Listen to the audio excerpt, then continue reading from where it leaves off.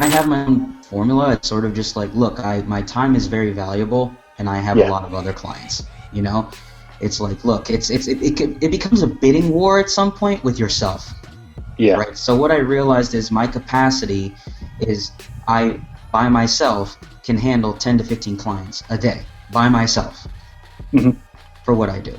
The average person probably can't. I'm sort of like I'm a machine sometimes, and I can handle that many Yeah. people. But let's just say the average person can only handle 5 a day, and you want to give these 5 clients the best return on investment every month. Well, your time might be worth $2,000 a month for each person, Yeah.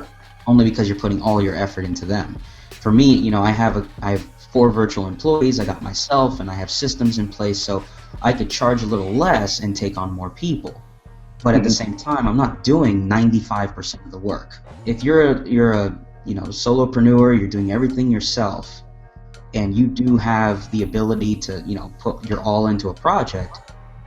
But if you're new, you could still charge $750 to $1,000 because your Mhm. time is valuable, and you can make them Yeah. known like, hey, I only take 5 clients a month, Yeah. so my time is at least worth $1,000.